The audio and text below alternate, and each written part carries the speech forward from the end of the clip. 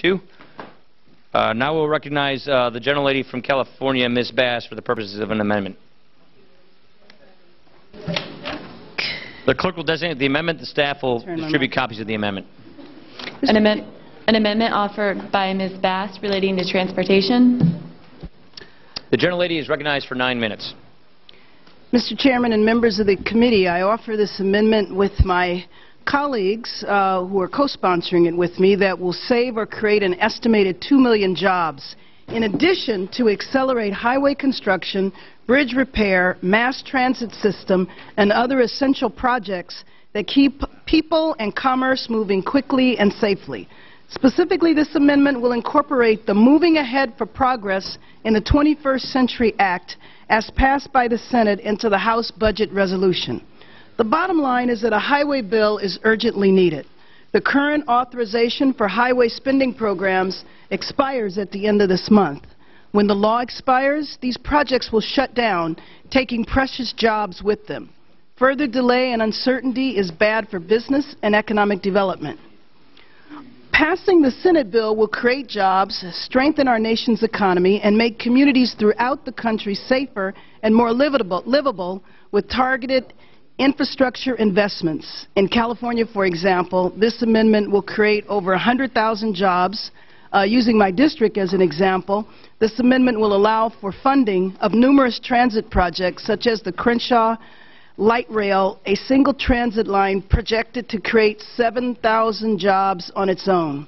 The Crenshaw line will not only create jobs immediately, but it will also connect residents to another area nearby with 400,000 jobs. This project will have invaluable benefits to the Los Angeles community by facilitating efficient movement of commuters, resident, and airport passengers. With the capacity to create jobs as well as stimulate mobility and economic development, this project alone illustrates the dire need for Congress to pass this amendment. The example from my district can be replicated throughout the nation. In fact, in the chairman's district, in the state of Wisconsin, 28,000 jobs will be created with the passage of this amendment. Mr. Chairman, the Senate bill is the quickest path, the enactment of a transportation authorization. The House has struggled to develop a consensus on how to approach the highway bill authorization. The leadership has tried to find the votes for both a long-term bill and a short-term bill with no success on either front. The Senate was able to pass a short-term bill with a 74-22 vote. Rather than continue to struggle to develop a bill and then reconcile differences in conference, it's time to get the job done. Transportation has long been a bipartisan issue, and the Senate continued this tradition. In contrast, in the House, the bill that was advanced, according to the Republican Transportation Secretary Ray LaHood, he called it the most partisan and worst transportation bill he had seen in decades. Unfortunately, the House bill destroys more than 500,000 jobs. Rather than work with Democrats to rebuild America, the Republican-led bill proposes to cut highway investments in 45 states, bankrupt the Highway Trust Fund, and weaken our economy. Today, I call on my colleagues to abandon their partisan transportation bill and support the bipartisan job-creating Senate plan by voting aye on this amendment today. I'll now yield 2 minutes from the gentleman from Oregon, a strong advocate for cleaner transportation investments, Mr. Blumenauer.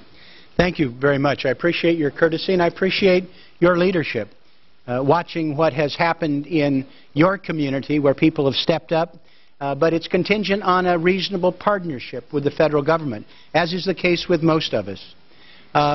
What we see in the Senate, after having worked long and hard, the odd couple, one would argue, of Senator Imhoff and Barbara Boxer being able to get 3/4 of the other body coming together with something that would provide certainty moving into a construction cycle and give us the opportunity to do some of the hard work here.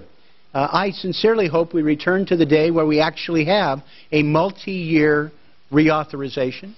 I appreciate the comments of the gentleman from Oklahoma about some of the intricacies here and looking at ways to maybe change some. I certainly think there are opportunities going forward that will make a difference.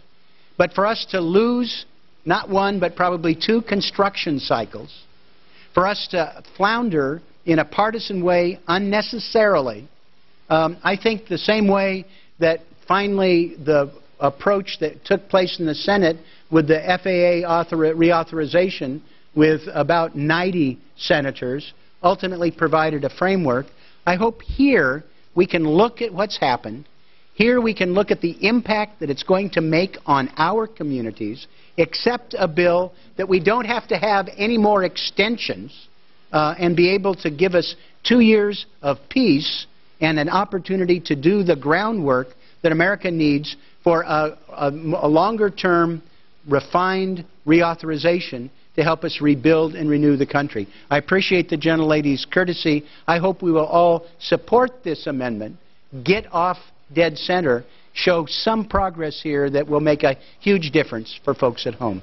Thank you, and I yield back to her. Thank you, and I yield back my time.